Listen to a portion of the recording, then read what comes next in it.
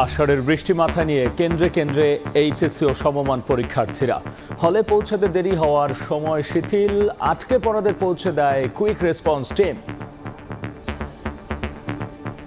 হাঁটো হাঁটো পানি পুরো ভিজা ভিজা অবস্থায় পরীক্ষা দিচ্ছে। বৃষ্টিতে ভিজে ভিজে ওদের ঢুকতে হয়েছে। সুস্থ অবশ্যই হতে পারে, এরপরে যে কি হবে বলতে পারি না। কেন্দ্রগুলির সামনে কোথাও শেড নেই। কেউ প্রবেশপত্র ফেলে আসলে, কেউ ভুল কেন্দ্রে চলে আসলে তাকেও পৌঁছে দেওয়ার ব্যবস্থাপনা আমাদের আছে। মৌসুমী বায়ুর প্রভাবে 3 দিন সারা দেশে ভারী বৃষ্টির পূর্বাভাস।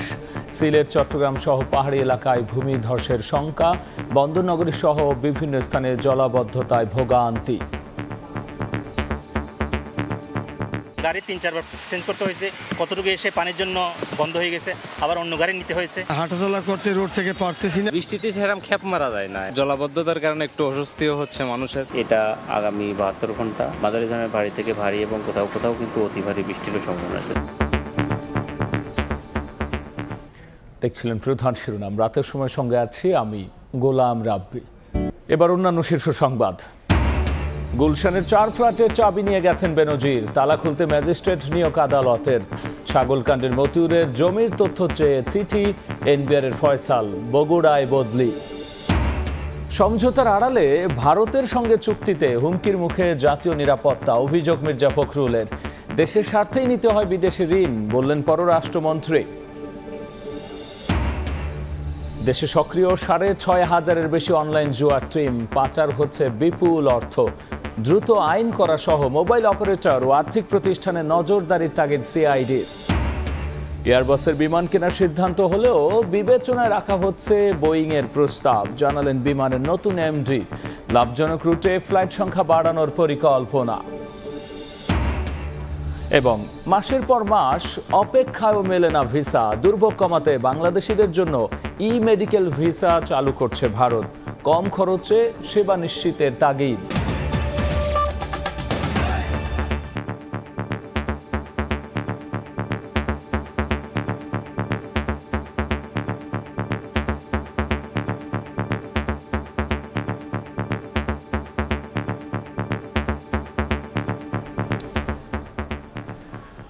আষাঢ়ের বৃষ্টি স্নাত দিনে দুর্ভোগ মাথায় নিয়েই প্রথম দিনের এইচএসসি পরীক্ষা দিল পরীক্ষার্থীরা। কাক ভেজা হয়ে পানি মারিয়ে কেন্দ্রে যায় তারা। যানজটে পৌঁছাতেও দেরি হয় অনেকের। আর এই অবস্থায় পরীক্ষার্থীরা যেন 3 ঘন্টা পায়, সেভাবেই সমন্বয় করে কর্তৃপক্ষ। এক হাতে ছাতা, আরেক হাতে পরীক্ষার প্রবেশপত্র। রোববার সকালে বৃষ্টিতে ভিজে এভাবেই পরীক্ষার হলে আসতে হয় এইচএসসি ও সমমানের পরীক্ষার্থীদের। বৃষ্টি আর যানজটের কবলে পড়ে কেন্দ্রে পৌঁছাতে দেরি হয় অনেক পরীক্ষার্থীর। একদিকে এবারের পরীক্ষার্থীরা 2 বছরের জায়গায় মাত্র 18 মাস সময় পেয়েছে, অন্যদিকে চলছে ভরা বর্ষার মৌসুম। তাই জুনে পরীক্ষা না নিয়ে 2 মাস পেছানোর দাবি ছিল পরীক্ষার্থী ও অভিভাবকদের। 2 মাস পিছালে কোনো কিছু সমস্যা হতো না, যেহেতু বর্ষার সিজন। পরীক্ষার কেন্দ্রগুলির সামনে কোথাও শেড নেই। প্রত্যেকটা বাচ্চা ভিজে আসছে, অসুস্থ অবশ্যই হতে পারে, এরপরে যে কি হবে বলতে পারি না। কোনো পরীক্ষার্থী পরীক্ষার কেন্দ্রে পৌঁছাতে দেরি হলেও তাদের পরীক্ষার হলে প্রবেশের সুযোগ দেওয়া হবে জানিয়ে আন্তঃশিক্ষা বোর্ড সমন্বয় কমিটি বলছে, বিরূপ আবহাওয়ার কারণে কোনো কেন্দ্রে পরীক্ষা দেরিতে শুরু হলেও পরীক্ষার্থীরা যেন 3 ঘন্টা সময় পান, সেভাবেই নির্দেশনা দেওয়া হয়েছে। আধা ঘন্টা যদি দেরি হয়, সে ওই আধা ঘন্টা শেষে সে বেশি সময় পাবে। এদিকে পরীক্ষার হল থেকে বের হয়ে প্রশ্ন নিয়ে মিশ্র প্রতিক্রিয়া ছিল পরীক্ষার্থীদের কণ্ঠে। সিকিউটা একটু হার্ড ছিল, যদিও সব ফুল অ্যান্সার করা হয়েছে। এমসিকিউ পার্টটা একটু আমার কাছে হার্ড লাগছে, বাট হচ্ছে সিকিউটা পুরাই কমন ছিল। ওরকম একটা কঠিন হয় না যেটা আমরা ভাবছিলাম যে অনেক কঠিন হবে। এবার সিলেবাস সংক্ষিপ্ত হলেও পূর্ণ সময় ও পূর্ণ নম্বরে পরীক্ষায় বসে শিক্ষার্থীরা। পরীক্ষায় উত্তীর্ণ হয়ে নিজের ভবিষ্যৎ গড়ার পাশাপাশি আগামী দিনের স্মার্ট বাংলাদেশ বিনির্মাণে আত্মনিয়োগ করতে চান এই পরীক্ষার্থীরা। শাকির আহমেদ, সময় সংবাদ, ঢাকা। ভারী বর্ষণে চট্টগ্রামে জলজটে বিপাকে পড়তে হয় এইচএসসি পরীক্ষার্থী ও তাদের অভিভাবকদের। অনেক পরীক্ষা কেন্দ্রের ভেতরেও পানি উঠে যায়। এছাড়াও নগরের বিভিন্ন স্থানে জলাবদ্ধতায় চরম ভোগান্তিতে পড়েন সাধারণ মানুষ।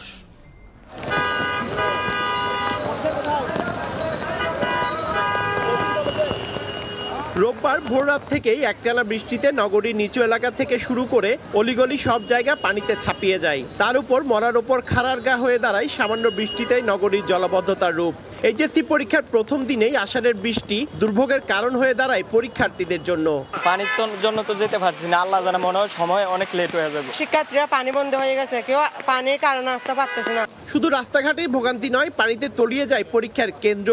সকালের এক পশলা বৃষ্টিতে চট্টগ্রাম নগরীর কাপাসগোলা সিটি কর্পোরেশন মহিলা কলেজে পানি উঠে যায়, আর তা মারিয়ে পরীক্ষায় বসতে হয় শিক্ষার্থীদের। জলজটের চরম দুর্ভোগ মাথায় নিয়ে পৌঁছাতে দেরি হওয়ায় শিথিল করা হয় সময়। গাড়ি 3-4 বার চেঞ্জ করতে হয়েছে, কতটুকু এসে পানির জন্য বন্ধ হয়ে গেছে, আবার অন্য গাড়ি নিতে হয়েছে। বড় হওয়ার থেকে দেখতেছি চট্টগ্রাম পানি সবসময় অবস্থায় থাকে। এদিকে বৃষ্টিতে ভিজে অসুস্থ হওয়ার ভয়ে আগামী পরীক্ষাগুলোতে উপস্থিতি নিয়ে উৎকণ্ঠায় অভিভাবক পরীক্ষার্থীরা। আমি তো মনে করছি আমি ঠিক টাইমে এক্সামে আসতেই পারবো না। বাজে অবস্থার মধ্যে আসছি, তার উপরে এসে আবার এখানে ভিজে পুরো এক্সাম দিতে হয়েছে। হাঁটু হাঁটু পানি পুরো ভিজা অবস্থায় পরীক্ষা দিচ্ছি। শুধু এইচএসসি পরীক্ষার্থী নয়, জলাবদ্ধতার কারণে চরম দুর্ভোগে পড়তে হয় নগরবাসীকেও। সিটি কর্পোরেশন ও সিডিএর সমন্বয়হীনতার কারণে জলাবদ্ধতার হাত থেকে মুক্তি মিলছে না বলে দাবি তাদের। নগরীতে জলাবদ্ধতা নিরসনে 3টি সংস্থার 4টি প্রকল্পের কাজ চললেও তার কোনো সুফল পাচ্ছে না নগরবাসী। সামান্য কিংবা মুষলধারে বর্ষণেই পানির নিচে তলিয়ে যাচ্ছে বন্দরনগরী চট্টগ্রাম, যার কারণে আজকে এইচএসসি পরীক্ষার্থী থেকে শুরু করে সাধারণ মানুষজন পড়েছে চরম দুর্ভোগে। এই অবস্থা থেকে কখন পরিত্রাণ মিলবে এর উত্তর নেই যেন কারো কাছেই। নগরীর কাপাসগোলা এলাকা থেকে পার্থপ্রতিম বিশ্বাস, সময় সংবাদ, চট্টগ্রাম। বন্যার কারণে সিলেট বিভাগের 87টি কেন্দ্রে এইচএসসি পরীক্ষা অনুষ্ঠিত হয়নি। 9 জুলাই থেকে পরীক্ষা শুরু হবে বলে জানিয়েছেন শিক্ষামন্ত্রী মহিবুল হাসান চৌধুরী। বিকেলে রাজধানীর সেগুনবাগিচায় সংবাদ সম্মেলনে কথা বলেছেন তিনি। সিলেট শিক্ষা বোর্ডের অধীনে 87টি কেন্দ্রে পরীক্ষার্থী অংশগ্রহণ করেনি, কারণ সেখানে পরীক্ষা হয়নি। আর মাদ্রাসা শিক্ষা বোর্ডের সেখানে ছিল 26টি কেন্দ্র, সেই 26টি কেন্দ্রে আজকে পরীক্ষা হয়নি। 2023 সালের তুলনায় 2024 সালের পরীক্ষার্থীর সংখ্যা বৃদ্ধি পেয়েছে। 2023 সালে আমাদের সব মিলিয়ে পরীক্ষার্থীর সংখ্যা ছিল 13,59,342 জন, আর 24 সালে আমাদের পরীক্ষার্থীর সংখ্যা হচ্ছে 14,61,514 জন। মৌসুমী বায়ুর প্রভাবে 3 দিন সারা দেশে ভারী থেকে অতি ভারী বৃষ্টির পূর্বাভাস দিয়েছে আবহাওয়া অধিদপ্তর। ভারী বর্ষণে চট্টগ্রাম, সিলেট সহ কোথাও কোথাও ভূমিধসের সতর্কতাও জারি করা হয়েছে। সমুদ্র বন্দরগুলোকে 3 নম্বর স্থানীয় সতর্ক সংকেত দেখাতে বলা হয়েছে। আষাঢ়ের মধ্যভাগে এসে চেনা রূপে ধরা দিয়েছে বর্ষা। সক্রিয় হয়ে ওঠা মৌসুমী বায়ুর প্রভাবে বৃষ্টিতে ভিজেছে সারা দেশ। দিনভর কখনো মুষলধারে, কখনো ঝিরিঝিরি ভুগিয়েছে সব মানুষকে। সপ্তাহের প্রথম কর্মদিবস হওয়ায় ভোগান্তির মাত্রা ছিল কিছুটা বেশি। বৃষ্টিতে সেরকম খ্যাপ মারা যায় না, গাড়ি না চালালে তো সংসার চলবে না। জলাবদ্ধতার কারণে একটু অস্বস্তিও হচ্ছে মানুষের। আষাঢ়ে বর্ষণের এই ধারা আগামী 5 জুলাই পর্যন্ত চলতে পারে বলে জানিয়েছে আবহাওয়া অধিদপ্তর। আর আগামী 72 ঘন্টার জন্য জারি করেছে ভারী বর্ষণ সতর্কবার্তা। সঙ্গে ভারী বৃষ্টিতে দেশের বিভিন্ন এলাকায় পাহাড় ধসের শঙ্কার কথাও বলছে তারা। রংপুর, সিলেট এবং চট্টগ্রাম এই সকল জায়গায় কিন্তু অতি ভারী বৃষ্টির সম্ভাবনা রয়েছে। চট্টগ্রাম এবং সিলেট এই দুটি বিভাগের যে সকল পাহাড়ি এলাকা আছে সেগুলো পাহাড় ধস হওয়ার সম্ভাবনা আছে, সেই সতর্কতাও আমরা জারি করেছি। এছাড়া উত্তর বঙ্গোপসাগর, বাংলাদেশের উপকূলীয় এলাকা এবং সমুদ্র বন্দরসমূহের উপর দিয়ে দমকা অথবা ঝড়ো হাওয়া বয়ে যেতে পারে। তাই সমুদ্র বন্দরসমূহকে 3 নম্বর স্থানীয় সতর্কতা সংকেত দেখিয়ে যেতে বলা হয়েছে। সক্রিয় মৌসুমী বায়ুর কারণে কিন্তু সারা দেশে বৃষ্টিপাত হচ্ছে, 72 ঘন্টা পর্যন্ত থাকার সম্ভাবনা রয়েছে এবং সেটা আগামী আরও 5 থেকে 6 তারিখ পর্যন্ত কিন্তু মাঝারি ধরনের ভারী থেকে ভারী এবং কোথাও কোথাও কিন্তু অতি ভারী বৃষ্টিরও সম্ভাবনা আছে। তবে সারা দেশে দিন ও রাতের তাপমাত্রা সামান্য হ্রাস পেতে পারে, যদিও বাতাসে জলীয় বাষ্পের আধিক্য থাকায় গরমের অনুভূতি খুব একটা কমবে না বলেও জানিয়েছেন আবহাওয়াবিদরা। আল আমিন তুষার, সময় সংবাদ, ঢাকা। রাতের সময় আরও থাকছে। ট্রাকে করে চষে বেড়ায় এলিভেটেড এক্সপ্রেসওয়ে। সুযোগ বুঝে বিভিন্ন সরঞ্জাম চুরি, সিসি ক্যামেরার ফুটেজ দেখে 2 জন গ্রেফতার। মালামাল সহ গাড়ি জব্দ। গুলশানের 4 ফ্ল্যাটের চাবি নিয়ে গেছেন সাবেক আইজিপি বেনজির আহমেদ। তালা খুলতে এবার তাই ম্যাজিস্ট্রেট নিয়োগ দিলেন আদালত। এদিকে ছাগলকাণ্ডে আলোচিত মতিউর রহমানের সম্পত্তির হিসাব চেয়ে ঢাকা সহ বিভিন্ন সাব রেজিস্ট্রি অফিসে চিঠি দিয়েছে দুদক। বেনজির আর মতিউরের বিরুদ্ধে এই সপ্তাহেই মামলার কথাও ভাবছে সংস্থাটি। সাবেক পুলিশ মহাপরিদর্শক বেনজির আহমেদের বিরুদ্ধে দ্রুত গতিতে এগিয়ে চলেছে দুদকের অনুসন্ধান। মাঠ পর্যায় থেকে তথ্য নেওয়া শেষে এখন চলছে যাচাই বাছাই। এই সপ্তাহেই বেনজির ও তার পরিবারের বিরুদ্ধে মামলা করার কথাও ভাবছে সংস্থাটি। এর আগে ৩ দফায় বেনজির আহমেদের ৬৯৭ বিঘা জমি, ১২টি ফ্ল্যাট, ৩৩টি ব্যাংক হিসেব সহ বিপুল পরিমাণ সম্পত্তি জব্দ করেছে দুর্নীতি দমন কমিশন। কিন্তু গুলশানে স্ত্রী ও মেয়ের নামে থাকা ৪টি ফ্ল্যাট জব্দ নিয়ে বেকায়দায় পড়ে যায় সংস্থাটি। গত ১৩ জুন গুলশান ১-এর র্যাঙ্কন আইকন টাওয়ারে থাকা ৪টি ফ্ল্যাট তালাবদ্ধ থাকায় ঢুকতে পারেনি দুদকের টিম। ভবনটিতে গিয়ে দুদক জানতে পারে ফ্ল্যাটগুলোর চাবি রয়েছে বেনজির ও তার পরিবারের কাছে। ফ্ল্যাটের তালা খুলতে আদালতের দ্বারস্থ হতে হয় দুদককে, কেননা ফ্ল্যাটগুলো ভাড়া দিতে হলে এতে থাকা জিনিসপত্রের তালিকা তৈরি করতে হবে। সব শুনে আদালত ম্যাজিস্ট্রেট নিয়োগের আদেশ দেন। এদিকে ছাগলকাণ্ডে আলোচিত মতিউর রহমানের সম্পত্তির হিসেব চেয়ে ঢাকা সহ দেশের বিভিন্ন জেলার সাব রেজিস্ট্রি অফিসে চিঠি দিয়েছে দুদক। তার বিরুদ্ধেও খুব শিগগিরই মামলা করতে যাচ্ছে সংস্থাটি। রাষ্ট্রের সর্বোচ্চ আইন কর্মকর্তা বলছেন, সরকারি কর্মকর্তা কর্মচারীদের আয় ব্যয়ের হিসেব দেওয়া উচিত। সরকারের যে কোনো পর্যায়ে কাজ করেন, সরকারের পক্ষে কাজ করেন, তাদের সবারই স্বচ্ছতার স্বার্থে সবারই যদি দেওয়া হয় নিজের। আমি যখন ঢুকলাম এই অফিসে, আমি একটা দিলাম, স্টেটমেন্ট দিলাম, পরে আমি যখন বছর আমি স্টেটমেন্ট দিই আমার কি বাড়ছে বা কি কমছে এবং আমার সোর্সটা আমি বলতে হবে আমাকে। এটা তো প্রত্যেকের জন্য দেওয়া। আপিল বিভাগ বলে দিচ্ছে, কারো যদি আটকাতে হয় আটকাতে পারবে তারা, তবে 3 দিনের ভিতরে কোর্টের থেকে অর্ডার আনতে হবে। দুর্নীতির মামলা দ্রুত নিষ্পত্তিতে দুদকের পাশাপাশি রাষ্ট্রপক্ষ কাজ করবে বলেও জানান অ্যাটর্নি জেনারেল। আফজাল হোসেন, সময় সংবাদ, ঢাকা। এদিকে দুর্নীতির অভিযোগ ওঠা এনবিআর এর প্রথম সচিব কাজী আবু মাহমুদ ফয়সালকে বদলি করা হয়েছে বগুড়ায়। এনবিআর এর কর প্রশাসন বিভাগের প্রথম সচিব মোহাম্মদ শাহিদুজ্জামানের সই করা চিঠিতে এই তথ্য জানা গেছে। ওই চিঠিতে মাহমুদ ফয়সালকে বগুড়া কর অঞ্চলের পরিদর্শী রেঞ্জ 1-এ বদলি করা হয়েছে। তার জায়গায় বগুড়া কর অঞ্চলের পরিদর্শী রেঞ্জ 1-এর অতিরিক্ত কর কমিশনার মোহাম্মদ মনিরুজ্জামানকে দায়িত্ব দেওয়া হয়েছে। এর আগে মাহমুদ ফয়সালের নামে বেনামে থাকা 16 কোটি টাকার সম্পদ জব্দের আদেশ দেন আদালত। খোঁজ মিলেছে তার 700-রও বেশি ব্যাংক অ্যাকাউন্ট রয়েছে।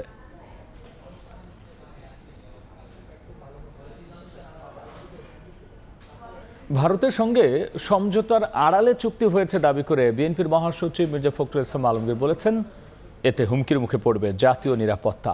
বিকেলে গুলশানে বিএনপি চেয়ারপারসনের রাজনৈতিক কার্যালয়ে সংবাদ সম্মেলনে তিনি এমন মন্তব্য করেন। সরকার ভারতের সঙ্গে দর কষাকষির ক্ষমতা হারিয়েছে বলেও মন্তব্য করেন মির্জা ফখরুল। সরকার প্রধান শেখ হাসিনা ভারতের সাথে যে 10টি সমঝোতা স্মারক সই করেছেন তা গোলামির নবতর সংস্করণ মাত্র। সমঝোতার আড়ালে যে সকল চুক্তি করা হলো তা বাংলাদেশকে আজীবনের জন্য ভারতের গোলামে পরিণত করবে। রেল যোগাযোগের নামে করিডোর প্রদানের মাধ্যমে যা করা হয়েছে তাতে আমাদের সার্বভৌমত্ব, জাতীয় নিরাপত্তা মারাত্মক হুমকির মুখে পড়বে। বাংলাদেশের স্বাধীনতা, সার্বভৌমত্বকে জলাঞ্জলি দিয়ে শেখ হাসিনা বাংলাদেশকে দীর্ঘমেয়াদে ভারতের গোলামী চুক্তির গভীর ফাঁদে ফেরার সেই ঘৃণ্য ষড়যন্ত্রে লিপ্ত হয়েছে। বাংলাদেশ জাতীয় দল এই সকল দেশ বিরোধী চুক্তি অথবা সমঝোতা প্রত্যাখ্যান করছে। এদিকে দেশের স্বার্থে বিদেশি ঋণ নিতে হয় উল্লেখ করে পররাষ্ট্রমন্ত্রী ডক্টর হাসান মাহমুদ বলেছেন, বাজেটে বিদেশের ঋণ নির্ভরতা কমে এসেছে। জাতীয় সংসদে 2024-25 অর্থ বছরের বাজেট বিল পাশের পর তাৎক্ষণিক প্রতিক্রিয়ায় এমনটা বলেছেন পররাষ্ট্রমন্ত্রী। বলেছেন, প্রতি বছর বাজেট পাশের পর একটি মহল একে উচ্চাভিলাষী বলে সমালোচনা করে আসছে। বাজেট পেশ করার পর বা বাজেট পাশ হওয়ার পর একটি মহল বলে এই বাজেট উচ্চাভিলাষী, এটি বাস্তবায়নযোগ্য না। কিন্তু গত 15 বছরে প্রতিটি বাজেটের বাস্তবায়নের হার হচ্ছে 92 থেকে 96%। বিদেশ নির্ভরতা কমে সেটি 15-20% নেমে এসছে এবং আমরা অনেক বিদেশি ঋণ ফিরিয়ে দিই। কিছু বিদেশি ঋণ নিতে হয় দেশের অর্থনীতির স্বার্থে, সামগ্রিক অর্থনীতির স্বার্থে, বৈশ্বিক অর্থনীতির স্বার্থে, এবং আমরা যাদের কাছ থেকে নিই সেখানে আমরা মেম্বার। জাতীয় সংসদে পাশ হলো 2024-25 অর্থ বছরের জাতীয় বাজেট, যার আকার প্রায় 8 লাখ কোটি টাকা। আগামীকাল 1 জুলাই থেকেই হবে কার্যকর। ব্যক্তি পর্যায়ে সর্বোচ্চ আয়কর কমানো সহ প্রস্তাবিত বাজেটে বড় ধরনের পরিবর্তন ছাড়াই পাশ করা হলো দেশের 53তম বাজেট।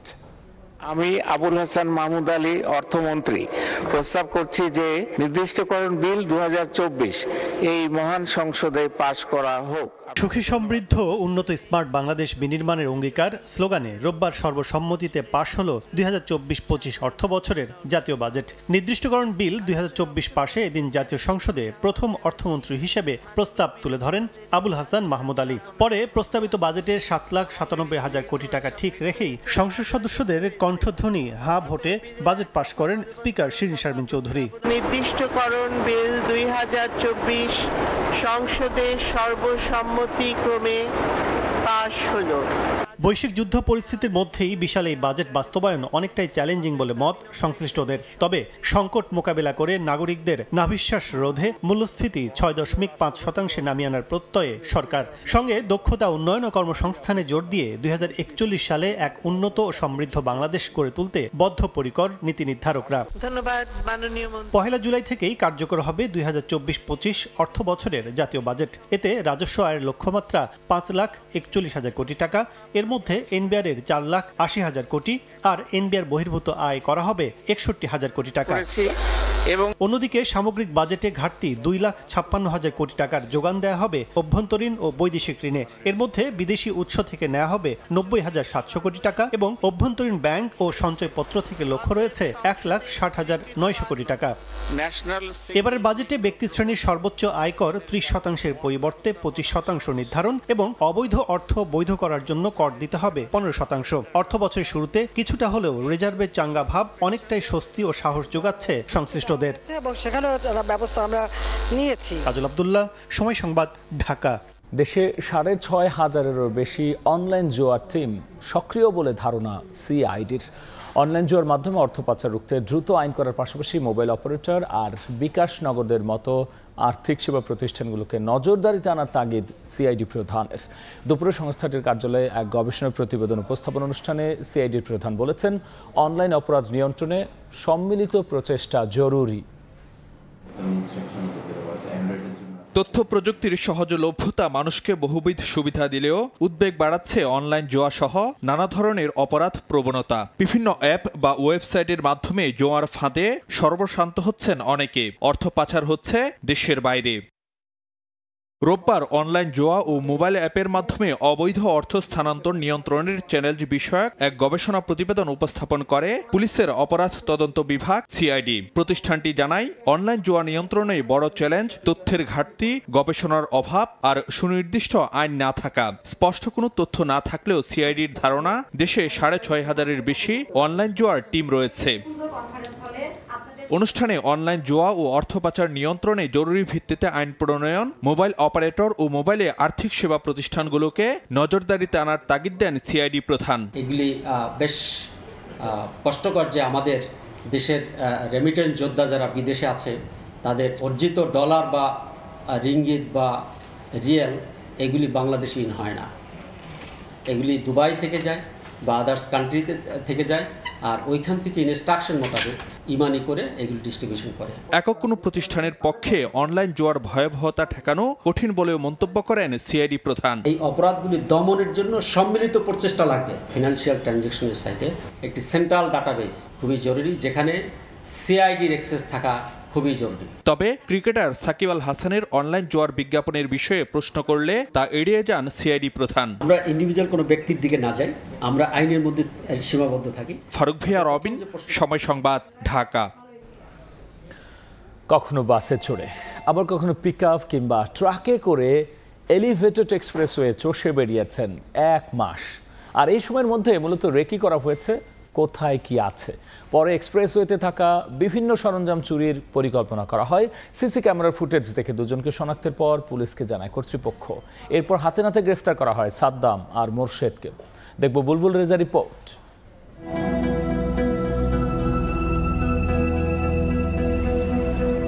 এলিভেটেড এক্সপ্রেসওয়ের তেজগাঁও প্রান্ত। ট্রাক থেকে দুজন নেমে রাস্তায় থাকা রোড ব্যারিয়ারগুলো ট্রাকে তুলছে।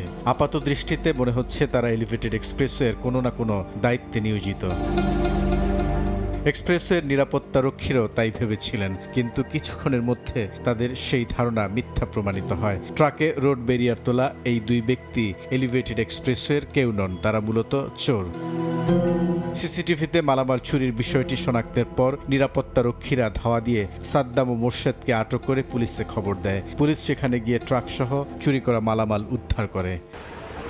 পুলিশ বলছে, এলিভেটেড এক্সপ্রেসওয়েতে চুরির ঘটনা পরিকল্পিত। 1 মাস রেকি করার পর তারা চুরির সিদ্ধান্ত নেয়। ভাড়া করা ট্রাক নিয়ে এর আগেও তারা একাধিকবার এক্সপ্রেসওয়ের এক প্রান্ত থেকে অন্য প্রান্ত ঘুরেছে। আমরাও বিষয়টা কিন্তু অচে রাখছিলাম যে আসলে কারা এই চুরিগুলো করতেছে, এবং এই কর্তৃপক্ষ তাদের এই পুরো রোডটা কিন্তু সিসি ক্যামেরার আওতায়, তারাও কিন্তু মনিটরিং করে কে করছে।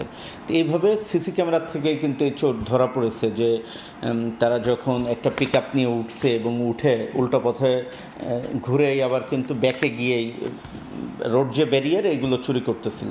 তাদের জিজ্ঞাসাবাদে আমরা যে সাদ্দাম এবং যে মোশারেফ দুজন যে অ্যারেস্ট হয়েছে, তাদের জিজ্ঞাসাবাদে আমরা জানতে পেরেছি যে বিগত 1 মাস যাবৎ কিন্তু এই জিনিসটা ওয়াশ করেছে। চুরি করা এসব জিনিসপত্র বিভিন্ন হাউজিং সোসাইটির কাছে বিক্রি করার কথা ছিল তাদের। যে কোনো মাল চুরি করার আগে কিন্তু কাস্টমার রেডি করে রাখে কোথায় বিক্রি করবে। এই ব্যারিয়ারগুলো সে একটা হাউজিং সোসাইটিতে বিক্রি করবে এবং তাদের সাথে কন্ট্যাক্ট হয়েছে। গাড়িটাও সে ভাড়া করেছিল যে এখান থেকে চুরি করে ঠিক তাদের কাছে পৌঁছে দেবে, এরকম একটা কন্ট্যাক্ট ছিল।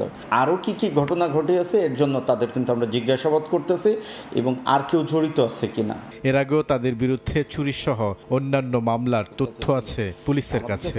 আমরাও বিষয়টা কিন্তু অচে রাখছিলাম। বুলবুল রেজা, সময় সংবাদ, ঢাকা। কর্তৃপক্ষ তাদের এই রাতের সময় আরও থাকছে।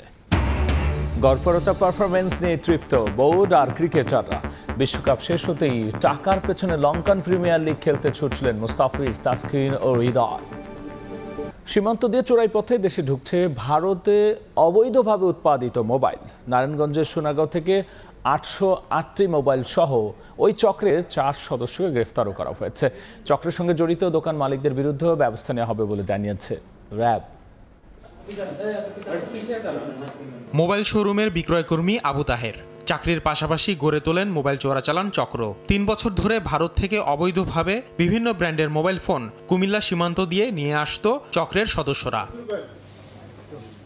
নারায়ণগঞ্জের সোনারগাঁও এলাকায় শুক্রবার রাতে অভিযান চালিয়ে চক্রের মূল হোতা তাহের সহ 4 জনকে গ্রেফতার করে র্যাব 3। জব্দ করা হয় প্রায় 1.5 কোটি টাকা মূল্যের 808টি মোবাইল। গত 1.5 মাসে তারা আমাদের কাছে যে তথ্য দিয়েছে যে 5টি বড় চালান তারা নির্বিঘ্নে আইন শৃঙ্খলা রক্ষাকারী বাহিনীর চোখকে ফাঁকি দিয়ে ঢাকাতে নিয়ে আসতে সক্ষম হয়েছে।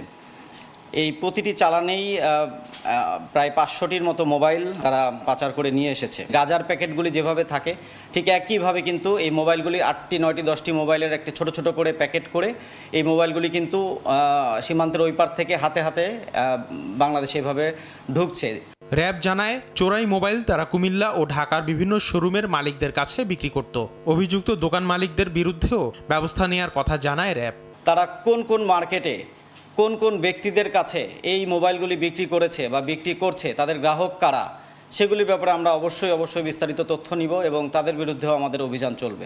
ভারত ও বাংলাদেশে মোবাইল চোরাচালানের সাথে সংশ্লিষ্ট অন্যান্য সদস্যদের খোঁজ করছে র্যাব। আমাদের অভিযান পরিচালনা বিভিন্ন সময় হচ্ছে। আসিফ মোহাম্মদ সিয়াম, সময় সংবাদ, ঢাকা। ঢাকার কেরানীগঞ্জে 5টি নকল পণ্য উৎপাদন কারখানায় অভিযান চালিয়ে 5 লক্ষ টাকা জরিমানা করেছে র্যাব। র্যাব 10 লালবাগ বিভাগের কোম্পানি কমান্ডার সাইফুর রহমানের নেতৃত্বে অভিযান চালানো হয়। এই সময় প্রয়োজনীয় কাগজপত্র, অস্বাস্থ্যকর পরিবেশে শিশু পণ্য প্রসাধনী তৈরির জন্য জরিমানার পাশাপাশি 2 জনকে আটক করা হয়। র্যাব জানিয়েছে বেশ কয়েক মাস ধরে জিনজিরা ও কালিন্দী ইউনিয়নের বিভিন্ন ভবনে ফ্ল্যাট ভাড়া নিয়ে এমন প্রতারণা করে আসছিলেন তারা। সামাজিক যোগাযোগ মাধ্যমে বিজ্ঞাপন দিয়ে চলত এসব ভেজাল পণ্য বিক্রি।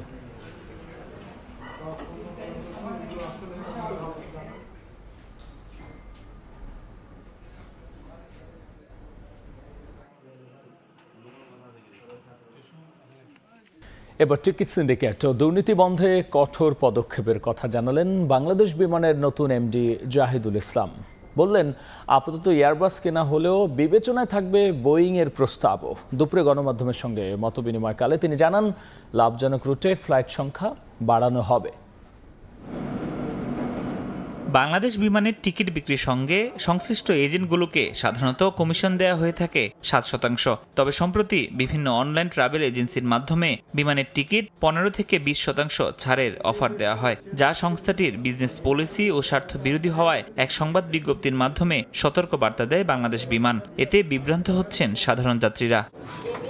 এমন বাস্তবতায় রোববার গণমাধ্যমের সঙ্গে মতবিনিময় সভা করেন বাংলাদেশ বিমানের নবনিযুক্ত এমডি জাহিদুল ইসলাম। এ সময় টিকিট কালোবাজারি রোধে বিমানের কঠোর পদক্ষেপের কথা জানান তিনি। করাপশনের বিষয়ে আসলে ইজ নট অ্যাকসেপ্টেবল।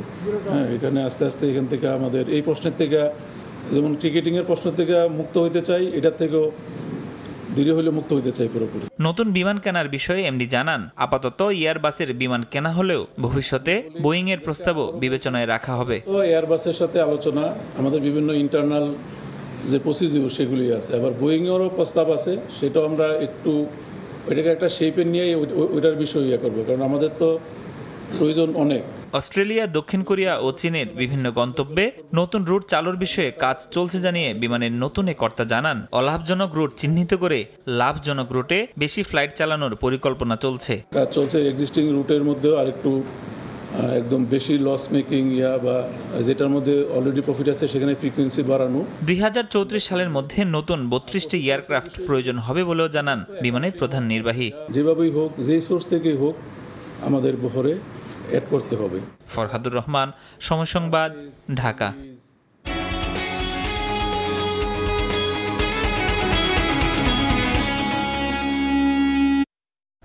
বিশ্বব্যাংকের ঋণের 7,600 কোটি টাকার উপর ভর করে গড়ে উঠতে যাচ্ছে আগামী দিনে দেশের অর্থনীতির গেম চেঞ্জার বে টার্মিনাল। বন্দরের 137 বছর ইতিহাসে এই প্রথমবার আন্তর্জাতিক কোনো সংস্থা থেকে ঋণ সহায়তা পেল চট্টগ্রাম বন্দর। সাক্ষর টিপুর ক্যামেরায় বিস্তারিত দেখব কমলদার রিপোর্টে। প্রধানমন্ত্রী শেখ হাসিনা চট্টগ্রামের পতেঙ্গা উপকূলে প্রস্তাবিত বে টার্মিনালের ডিজাইন চূড়ান্ত অনুমোদন দিয়েছিলেন অনেক আগেই। 1.5 থেকে 2,000 মিটার দীর্ঘ হবে এখানকার প্রতিটি জেটি। নতুন এই বন্দর নির্মাণের জন্য অধিগ্রহণ করা হয়েছে অন্তত 800 একর নতুন ভূমি। কিন্তু সাগরের ঢেউ থেকে বন্দরকে রক্ষার পাশাপাশি নতুন চ্যানেল খননের বিপুল অর্থের যোগান নিয়ে সৃষ্টি হয়েছিল জটিলতা। কিন্তু বিশ্বব্যাংকের সবশেষ বোর্ড সভায় বে টার্মিনালের জন্য 65 কোটি মার্কিন ডলার অনুমোদন দেওয়ার পর সে জটিলতা কেটে গেছে। 800 থেকে 1000, মানে দ্যাট মিন 0.8 থেকে $1 বিলিয়ন পর্যন্ত তারা এখানে অর্থায়ন করবে। অনুমোদনের পরপরই শুরু হয়ে গেছে বন্দরের নানামুখী তৎপরতা। 2026 সালে অপারেশনে যাওয়ার পরিকল্পনা নিয়ে আগামী কয়েক মাসের মধ্যেই শুরু হবে অবকাঠামোগত উন্নয়ন কাজ। 6 কিলোমিটার ব্রেকওয়াটার এবং 8 থেকে 9 কিলোমিটার অ্যাক্সেস চ্যানেল এই বিশ্বব্যাংকের অর্থায়নে হবে। চট্টগ্রাম বন্দর বর্তমানে বছরে 30 লাখ কন্টেনার হ্যান্ডেলিং করলেও বে টার্মিনালের সক্ষমতা হবে 50 লাখ কন্টেনার। চট্টগ্রাম বন্দরের 137 বছরের ইতিহাসে প্রথমবারের মতো কোনো বিদেশি দাতা সংস্থা ঋণ সহায়তা দিতে এগিয়ে আসলো, তাও আবার বিশ্বব্যাংক।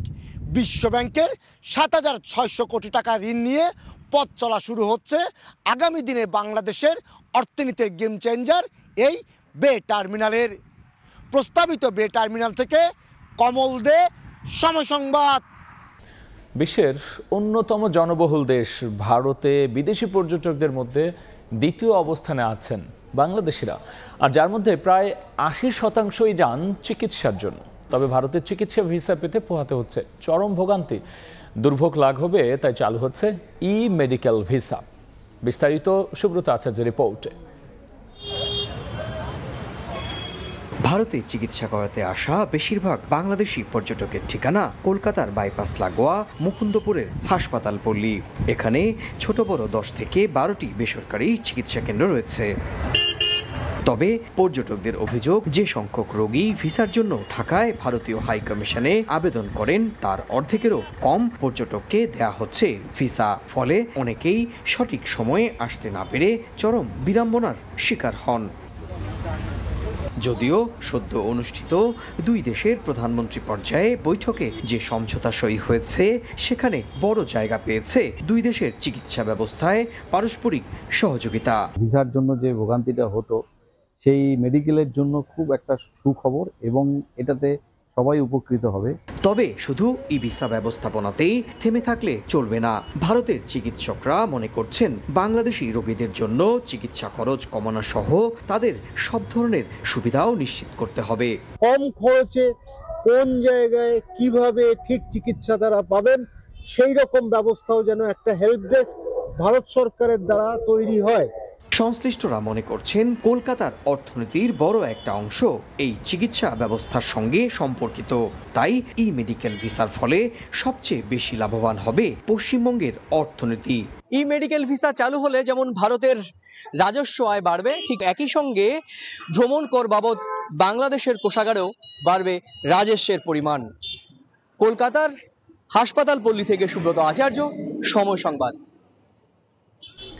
ফ্রান্সে চলছে প্রথম ধাপের প্রেসিডেন্ট নির্বাচনের ভোট গ্রহণ। স্থানীয় সময় রোববার সকাল 8টায় শুরু হয় এই ভোট গ্রহণ, চলবে রাত 8টা পর্যন্ত। আর এই বিষয়ে বিস্তারিত জানাতে এই মুহূর্তে প্যারিসে আছেন সহকর্মী লুৎফুর রহমান বাবু। সরাসরি যাচ্ছি তার কাছে। মধ্যবর্তী পার্লামেন্ট নির্বাচনের প্রথম ধাপের এই ভোটটি কতটা গুরুত্বপূর্ণ সেটি আসলে ভোটার উপস্থিতি দেখলেই বোঝা যায়। দুপুর 12 ঘটিকায় আমরা যে হিসাব দেখেছিলাম 1981 সালের পর সর্বোচ্চ 25% বেশি ভোটার ভোট কেন্দ্রগুলিতে উপস্থিত হয়ে তাদের ভোটাধিকার প্রয়োগ করেন। বিকেল 5টায় সেটি দাঁড়িয়েছে প্রায় 60% কাছাকাছি। অর্থাৎ 1978 সালের পর এই বিকেল 5 ঘটিকায় সর্বোচ্চ ভোটার উপস্থিতি ভোট কেন্দ্রগুলিতে। আরেকটি গুরুত্বপূর্ণ তথ্য আপনাদেরকে জানিয়ে রাখি যে এখন আসলে ছুটি শুরু হচ্ছে। ফ্রান্সের তরুণ ভোটাররা যারা আসলে এই সময়ে ফ্রান্সের বাইরে ছুটি কাটিয়ে থাকেন তারা শুধুমাত্র এই নির্বাচনে উপস্থিত হওয়ার জন্য তাদের ছুটি বাইরে না গিয়ে তারা ফ্রান্সে রয়েছেন এবং তারা তাদের ভোটাধিকারগুলো প্রয়োগ করছেন। আমরা এই মুহূর্তে প্যারিস 10 এলাকার এখানে কিন্তু 2টি ভোট কেন্দ্র রয়েছে। আপনারা দেখতে পাচ্ছেন যে ভোটাররা লাইন ধরে তাদের ভোটাধিকার প্রয়োগ করছেন। এখানে এই 2টি ভোট কেন্দ্রে 1400-র উপরে আসলে ভোটার রয়েছেন। মোট ভোটার এখানে 1400 এবং পাশের যে ভোট কেন্দ্রটি রয়েছে 21 এবং 22 নম্বর ভোট কেন্দ্র, এটি ভোট কেন্দ্র রয়েছে এবং 1400 এখানকার ভোটার এবং তার পাশেরটায় 1400-এর বেশি ভোটার। এবং আমরা এই ভোটার এখানে যারা রয়েছেন নির্বাচনী কর্মকর্তা তাদের সাথে কথা বলেছিলাম, তো তারা বলছেন যে প্রায় 60% ভোট ইতিমধ্যেই আসলে এখানে পড়েছে এবং সময় যত গড়াবে অর্থাৎ এখন আরো 2 ঘন্টার বেশি সময় রয়েছে, এই সময়ের মধ্যে তারা বলছেন যে আরো বেশি ভোট পড়বে।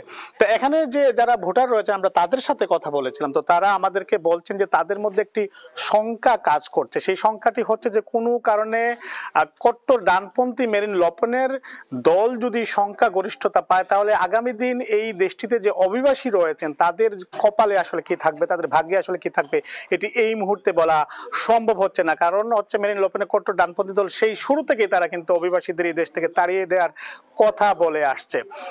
তবে এখন আসলে এই যে প্রথম ধাপের যে নির্বাচন হবে সেখানে যদি কোনো প্রার্থী 50% কম ভোট পান তাহলে তাকে আবার আসলে দ্বিতীয় দফায় নির্বাচনে যেতে হবে। তবে সাধারণত সবসময় দ্বিতীয় দফার নির্বাচনে বিগত দিনগুলিতে অনুষ্ঠিত হয়ে আসছে, সে কারণে এইটিও আসলে দ্বিতীয় দফার নির্বাচন পরে অর্থাৎ আগামী 7 জুলাই যে নির্বাচন অনুষ্ঠিত হবে সেদিকে গড়াবে এটি বলা যায়। আরেকটি বিষয় হচ্ছে দেশটিতে বসবাসকারী বাংলাদেশিদের মধ্যে 6 থেকে 7,000 প্রবাসী বাংলাদেশি জাতীয়তা নিয়েছেন এমন একটি তথ্য নির্দিষ্ট করে না হলে ধারণা করা হয় যে প্রায় 6 থেকে 7,000 বাংলাদেশি ভোটার রয়েছেন যারা তাদের ভোট প্রয়োগ করছেন। তো সন্ধ্যা 8 এখানকার স্থানীয় সময় 8টা কিংবা 9টায় হয়তো বা প্রথম দফার ফলাফল আমরা জানতে পারবো।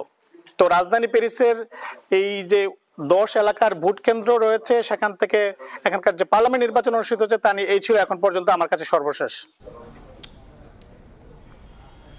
প্রথম ধাপের প্রেসিডেন্ট নির্বাচনের ভোট গ্রহণের সবশেষ নিয়ে আমরা সরাসরি ছিলাম প্যারিসে, যুক্ত হয়েছিলেন সহকর্মী মোহাম্মদ লুৎফুর রহমান বাবু। লঙ্কান প্রিমিয়ার লিগ খেলতে দেশ ছেড়েছেন 3 টাইগার ক্রিকেটার মুস্তাফিজুর রহমান, তাহিদ হৃদয় ও তাসকিন আহমেদ। হৃদয়ের জন্য নতুন না হলেও 2 পেসার তাসকিন ও মুস্তাফিজের জন্য LPL হতে যাচ্ছে নতুন অভিজ্ঞতা। মোটে 2 দিনের ব্যবধান, আবারও বিমানবন্দর, আবারও তাসকিন আহমেদ। সকালে স্নিগ্ধ আলো সঙ্গী করে বাবা আর ছেলের হাত ধরে হজরত শাহজালাল আন্তর্জাতিক বিমানবন্দরে টাইগার স্পিড স্টার। জাতীয় দল নয়, তাসকিনের নতুন assignment franchise league LPL। Sri Lanka league খেলতে যাওয়া নতুন অভিজ্ঞতা তাসকিনের জন্য। এর আগে আইপিএল পিএসএল থেকে ডাক পেয়ে বিসিবির এনওসি না পাওয়ায় খেলা হয়নি। তবে বিশ্বকাপ হতাশার পর ফ্র্যাঞ্চাইজি লিগ নিয়ে নিজেদের অবস্থান পাল্টেছে বোর্ড। তাই তো নতুন চ্যালেঞ্জের আগে সবার কাছে দোয়া চেয়েছেন ঢাকা এক্সপ্রেস। প্রথমবার যাচ্ছি এলপিএল খেলতে, দোয়া করবেন সবাই যাতে সুস্থ থাকি, ভালো ইনশাআল্লাহ। শুধু তাসকিন নয়, এই ফ্র্যাঞ্চাইজি ক্রিকেটে আলাদা করে বললে আইপিএল যেন বদলে দিয়েছে মুস্তাফিজুর রহমানকে। এদিন লঙ্কান বিমান ধরার দলে ছিলেন তিনিও। নিলামের আগেই নিজেদের আইকন প্লেয়ার হিসেবে যাকে কিনে নেয় ডাম্বুলা থান্ডার্স। ব্যক্তিগত গাড়ি থেকে নেমে এড়িয়ে গেলেন গণমাধ্যম, তবে স্মিত হাসিতে বুঝিয়ে গেলেন করতে চান দারুণ কিছু। গেল এলপিএলে জাফনা কিংসের হয়ে হৃদয় ভোলানো ব্যাটিং এখনো সমর্থকদের চোখে লেপ্টে আছে। এবার খেলবেন মুস্তাফিজের দল ডাম্বুলা থান্ডার্সে। ফিজের সঙ্গে বাংলাদেশ ছাড়লেন একই বিমানে। আগে থেকে তো সবাই খেলে, এখন একটু প্লেয়াররা বেশি খেলতেছে, আশা করি সামনে আরো সবাই খেলবে ইনশাআল্লাহ। সব জায়গায় ভালো করতে হবে, সব জায়গায় ভালো করলে সব জায়গায় অপরচুনিটি আসবে। পার্সোনাল টার্গেট কি? কোনো টার্গেট নেই, দোয়া করবেন। 1 জুলাই শুরু হচ্ছে এলপিএল এর পঞ্চম আসর। প্রথম দিন মাঠে নামছে মুস্তাফিজ ও হৃদয়ের ডাম্বুলা থান্ডার্স। পাল্লেকেলের সেই ম্যাচে তাদের প্রতিপক্ষ ক্যান্ডি ফ্যালকনস। ফাহিম ইসলাম, সময় সংবাদ, ঢাকা। এ পর্যায়ে শীর্ষ সংবাদ জানিয়ে দিচ্ছে আরও একবার। ঝুম বৃষ্টি মাথায় নিয়ে কেন্দ্রে কেন্দ্রে এইচএসসি ও সমমান পরীক্ষার্থীরা হলে পৌঁছাতে দেরি হওয়ায় সময় শিথিল। আটকে পড়াদের পৌঁছে দেয় কুইক রেসপন্স টিম। এবং গুলশানের 4 ফ্ল্যাটের চাবি নিয়ে গেছেন বেনজির। তালা খুলতে ম্যাজিস্ট্রেট নিয়োগ আদালতের। ছাগলকাণ্ডের মতুরের জমির তথ্য চেয়ে চিঠি। এনবিআর এর ফয়সাল বগুড়ায় বদলি।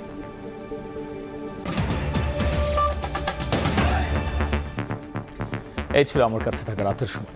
এরপর দেখবেন সম্পাদকীয়। সঙ্গেই থাকুন সময়।